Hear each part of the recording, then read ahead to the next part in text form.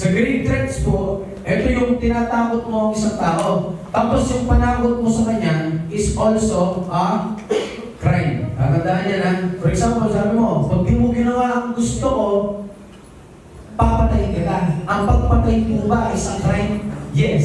So, ang tawag po natin dyan is grave threats. Sir, di ba po in grave coercion may pananakot din? Yes. Pero in grave coercion kasi, yung pananakot po natin dyan is immediate. How about in grave threats? Ang pananakot po natin is kailan pa lang? Future. Example, tinutukan na kita ng baril ngayon. Kung di mo ginawa ang gusto ko, papatayin kita. The threat is immediate. What is that? Grave coercion. Pero for example, tinas kita. Oy, kapag di mo pinakopya bukas, papatayin kita. The threat is the future pa lang. Ang tawag natin doon is grave threats. Sa light threats naman, dito naman po, may pananakot. Pero yung panakot mo sa kanya is hindi naman krimen. For example, o ikaw, kung di mo pinakopya, di kita ililibin mamaya. O ikaw, kung di mo pinakopya, di kita bibili ng gusto mo. Kapag ba yung tao, hindi mo pinili ng gusto niya, krimen ba yun? Hindi. Pero pwede siya pumasok dito. So, tinatawag po natin light threats. So, going back, kapag walang intent to gain, pero may violence against a person during the taking, hindi po yan robbery. The crime is grave coercion. Kasi po, bakit? One of the main elements po kasi ng robbery is intent to gain. O yung tinatawag po natin animus lucrandi. Next. Yan. Violence or intimidation must be present before the taking is complete. Sa robbery with violence or intimidation against person po, kailangan nauna yung violence, kailangan nauna yung intimidation para pumasok siya with violence or intimidation against person. Hindi siya papasok sa robbery with violence or intimidation against person kung nakuha mo na yung property, tapos doon ka palang mananakot. For example, may cellphone dito. Cellphone natin. Yan, iPhone. Kinuha ko. Nakuha ko na. That's that. Tapos, nung inaapol ako, dun yung violence. Dun yung intimidation. Robbery mo yun? With violence or intimidation against person? Hindi. Kasi po, kailangan nauuna ang violence. Kailangan nauuna ang intimidation. Bago mo makuha or bago ang taking is complete. So, bago mo makuha yung property ng isang tao, para pumasok yan in robbery with violence or intimidation against person, the violence or intimidation must be present first. Next, ito naman, use of force upon things. So, meron po tayong tinatawag na robbery with force upon things. Ang sabi niya dito, the offender must enter the building. Okay, so kailangan pumasok siya sa loob ng bahay. Ano ang papasok? Ang sabi mo ng batas, it must be whole body, buong katawan. So kung kamay lang po ang pinasok sa bintana, para hablutin po yung cellphone, theft lamang po ito. Kasi po in robbery with force upon things, the offender, the robber, must enter the building. Whole body yan. So, meaning, kapag yung katawan niya, example, yung bintana medyo malaki, tapos yung kalahati ng katawan niya ang pinasok niya para kunin yung property, theft pa din po ito. Kasi ang sabi ng batas, it must be whole body. Ngayon, sa mga sasakyan, for example, nakapark po yung sasakyan mo sa kalsada, tapos binasag, may ninakaw, theft lamang po ito. Kasi nga po, in robbery with force upon things, the offender must enter the building unless kung yung mismong kotse mo, nakapark siya sa mismong bahay mo. Kasi ibang usapan na yun. For example, di ba meron tayong mga bahay na kung saan yung bahay mo mismo sa baba may parkingan. So kapag doon sila nang imasok, doon binasag yung sasakyan mo, robbery with force upon things. Ano? Kasi pumasok na sa building. Pero kung nasa public lang ang kotse mo, binasag, may ninakaw, theft lamang po ito. Sir, question.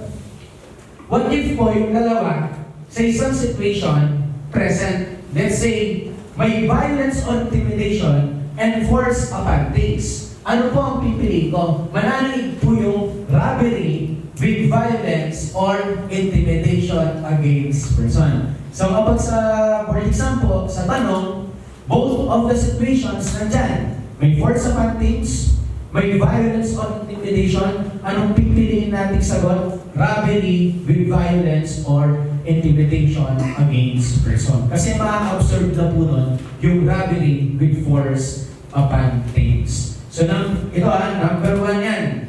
Laging natatanong yan. Situation yan. Okay, mahapong situation yan. May statement, tas sunod-sunod yung mga questions about robbery. So kailangan po memorize natin yung mga situations natin dito.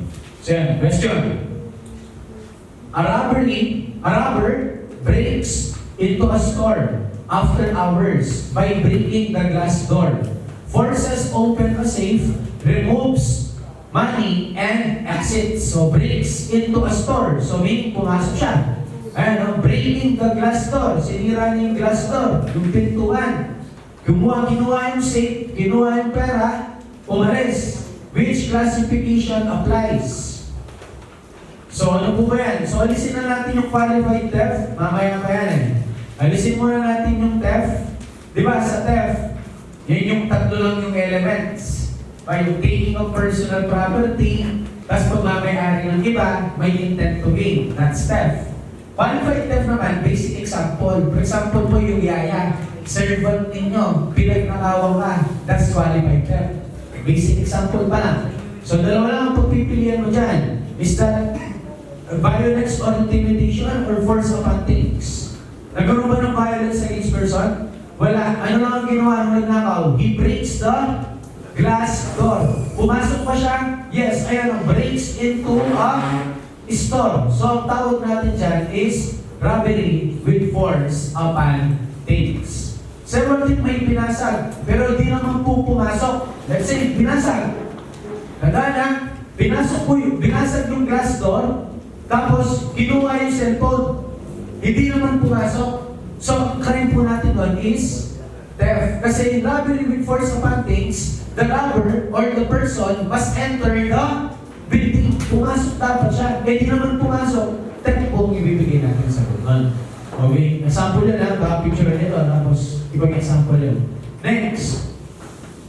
A delivery man is held at gunpoint by two suspects who ordered him to hand over his bag. So, tinutungan daw po siya ng baril, tapos kinuha yung bag. Then they flee with the bag. Then umalis daw po sila, hawak yung bag. One must be shown to qualify the act as robbery. Okay, so anong element daw, or ano yung nakita natin dito, para ito ay maging robbery. Ano yan? Taking of property belonging to another, force upon things, violence or intimidation, or property must be real estate. Alisin natin itong delta. Kasi, in robbery or in theft, hindi real estate or real property ang ninanakaw natin. Ang ninanakaw po natin dyan is personal property. Kasi po, kapag real property na, ang nanakawin or kukunin natin, that's usurpation of real property. Okay? Hindi siya robbery, hindi siya theft. Kasi po, kung real property ang pinag-uusapan po natin, usurpation of real property yan. So, alisin natin ang delta. Then, alisin din natin ang alpha. Bakit? Ang sabi nyo, taking of property, vote, general.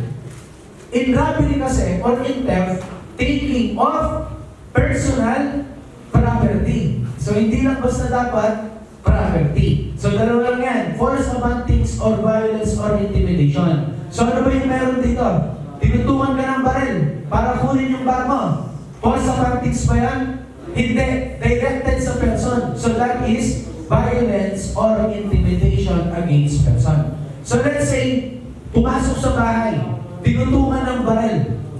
No, binasag yung bintana, pumasok, pagpasok may tao, tinutungan ng baril. So, present yung dalawa.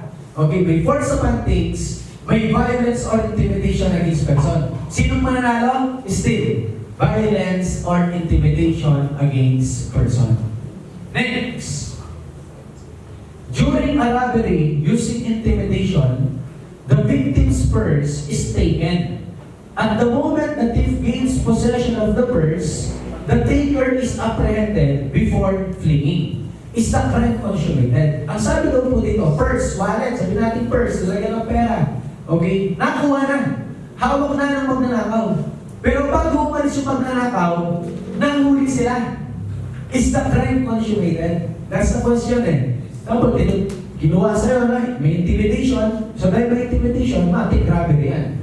So kaya na nangyari, nakuha na yung purse, yung wallet, kaso nahuli.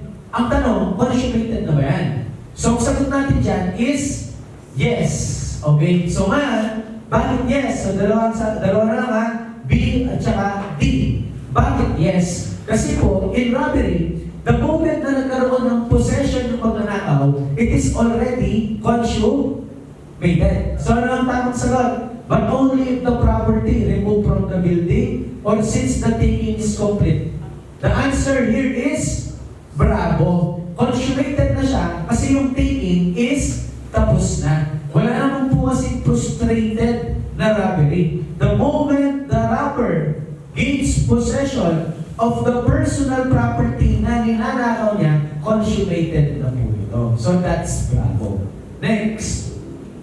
So let's now discuss the classes of robbery with violence or intimidation. Marami po kasi yan. At ito po yung mga tinatawag po natin special complex crime. Okay? Kapag sinabi po natin special complex crime, kung titignan mo, you committed 2 crimes. Pero kung yung consider lang ito ng ating batas as 1. That's a special complex crime. Titignan mo yung situation, dalawang krimen ang ginawa. Pero kinoconsider ng ating batas at pinaparusahan ng ating batas ng iisa. Iba yung complex crime, no? Iba po yung special complex crime sa complex crime. Yan natin. In complex crime, complex talagang malilito ka. Kasi nga, complex. So mamaya, special complex crime. Iba ang complex crime. Dalawang klase ng complex crime. First one, you have the compound crime. Sa compound crime, your single act resulted 2 crimes. Okay, baliktad. Sa special complex crime, 2 crimes basically ang ginawa mo, pero kinoconsider na isa lang. In complex crime or sa compound crime, unang-uri ng complex crime, isa lang ang ginawa mo, pero dalawang krimen ang naging resulta nito. Okay, one good example nito is, di ba, yung tinatawag nating aberratio ictus. For example, babarinig ko siya, pinakailan, tinamaan yung isa.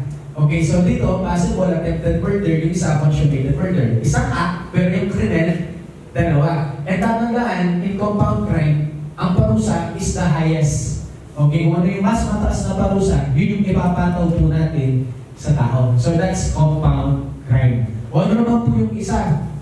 Yung tinatawag po natin complex crime proper. Sa complex crime para proper, ganito. Yung crime na unang gagawin mo is important to commit the second crime. Okay, tatandaan na. Yung unang crime na gagawin mo is important to commit the second crime. Example, pamimigay kayo ng pirma. For example po, gusto mong mag-commit ng planter. Example, bad precision na lang.